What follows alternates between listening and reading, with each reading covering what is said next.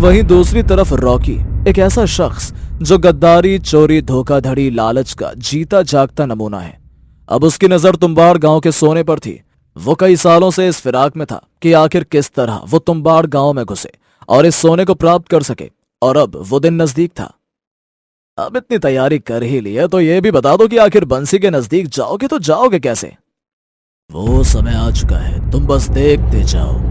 ये बातें बताई नहीं चाहती, हाँ?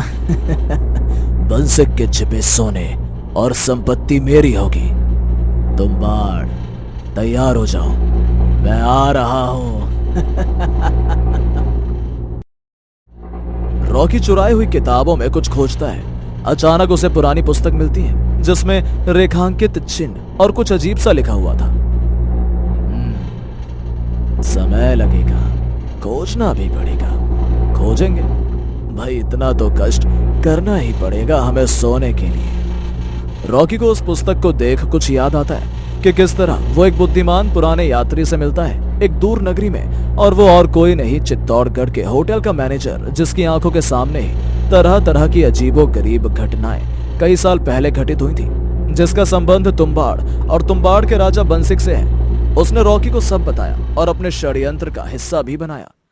फिलहाल वो मैनेजर राजा बंसिक का सलाहकार बनकर उनके पीठ पीछे उसे ही तबाह करने की फिराक में है। क्योंकि वो मैनेजर सीधा रॉकी को कुछ नहीं बता सकता था, इसलिए उसने एक पुरानी डायरी में पहेलियों और सितारों की स्थिति द्वारा उसे अपना आगे का रास्ता बताया। रॉकी डायरी को गंभीरता से पढ़ता रहा, रेखांकित सवालों को समझकर और सितारों के मैप पर उनका मेल जोड़कर पहेली के टुकड़े एक साथ जोड़ते जाता है। सितारे, नक्षत्र, वो तुम्बाड़ गांव की ओर इशारा कर रहे हैं। बंसिक की संपत्ति मेरे मुंह में है। रॉकी अपना सामान, मैप और पुस्तक इकट्ठा करता है और तुम्बाड़ गांव की यात्रा के लिए तैयार होता है। रॉकी तुम्बाड़ गांव के प्रवेश द्वार पर पहुंच जाता है। गांव के लोगों में उत्साह उनकी आंखों में देखा जा सकता है। वो अपनी रोजमर्रा की जिंदगी में बहुत व्यस्त थे। रॉकी गहरी सांस लेते हुए आगे की चुनौतियों के लिए अपने आप को तैयार करके तुम्बाड़ गांव में कदम बढ़ाता है। जनता की दैनिक गतिविधियों को ध्यान से देखता है और व्यस्त सड़कों में गुप्त रूप से गुजरता है। बंसिक के छिपाए हुए खजाने तक पहुंचने के लिए सतर्कता से चारों तरफ गांव में घूमते हुए गांव वालों के बीच दोस्ताना माहौल बढ़ाने की कोशिश करता है। प्रतियोगिता की जानकारी इकट्ठा करने के लिए वो प्रतियोगिता के कार्यों और गांव के बुजुर्गों से सलाह मशवरा करने लगता है। सारी जानकारियां साझा कर रॉकी टाउन स्क्वायर में खड़ा हो जाता है, जहां प्रतियोगिता की घोषणा हो रही है। राजा बंसिक अपने राजकीय सहायकों के साथ उच्च स्थान पर उतरते हैं। सभी का ध्यान अपनी ओर खींचते हैं। तुम्बाड़ के लोगों, वक्त आ गया है एक प्रतियोगिता का जो हमारे गांव की भविष्य को निर्धारित करेगा। विजेता एक महान पुरस्कार और नेतृत्व का अधिकार प्राप्त करेगा। गांव वाले शोर करते हैं। उनकी नजर बंसिक पर टिकी हुई है, मगर रॉकी अपने मन ही मन अपने आप से सवाल पूछते हुए और नई नई रणनीति बनाते हुए अपने आप में खो रखा है। उसे तुम्बाड़ का सोना किसी भी हालत में चाहिए। प्रतियोगिता में हिस्सा लेकर मैं बंसिक के अधिक नजदीक आ सकता हूं। राजा बंसिक मंच से नीचे उतरकर इकट्ठे हुए प्रतिभागियों के समक्ष खड़े हो जाते हैं। दूसरी ओर रॉकी भागकर अपनी वेशभूषा एक प्रतिभागी की तरह बदलकर उनके बीच खड़ा हो जाता है। वातावरण में तनाव की गंध छाई हुई है। सभी अधीरता से प्रतियोगिता के नियमों का ऐलान करने की प्रतीक्षा कर रहे हैं। राजा बंसिक के हाथ में एक लंबी पर्ची है जो आगामी कार्यक्रम की चुनौतियों को दर्शाती है। तुम्बाड़ के प्रतिभागियों और नागरिकों को अभिनंदन। आज मैं आपके सामने खड़ा हूं ताकि इस महान प्रतियोगिता के नियमों का खुलासा कर सकूं। रॉकी समेटी हुई आंखों के साथ विशेष ध्यान से सुनता है। प्रतियोगिता कठिनाइयों से भरी होगी जो आपकी क्षमताओं का परीक्षण करेगी। प्रत्येक कार्य एक अद्वितीय से भरा होगा। आपके बल, मन और धैर्य के क्षेत्रों में परीक्षण किया जाएगा। केवल योग्य व्यक्ति ही विजयी हो सकेगा।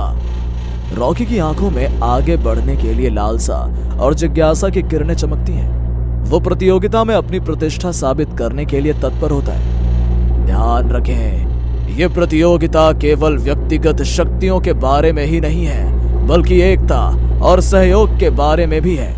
इस मुश्किल सफर के दौरान आप अपने सहयोगी प्रतियोगियों के बीच मित्रता पा सकते हैं, लेकिन सतर्क रहें क्योंकि हर कदम रहस्य से भरा हुआ है। सभी प्रतिभागी एक दूसरे पर नजर घुमाते हैं। स्वागत करता हूं प्रतिभागियों पहले कार्य के लिए। इसमें आपकी शारीरिक शक्ति का परीक्षण होगा। क्या आप तैयार हैं? हाँ, हम तैयार हैं। ठीक है, चलिए पहले कार्य शुरू किया जाए। ये एक बड़ा पत्थरी स्तंभ है, इसे उठाने के लिए हमें कितना ही समय चाहिए होगा?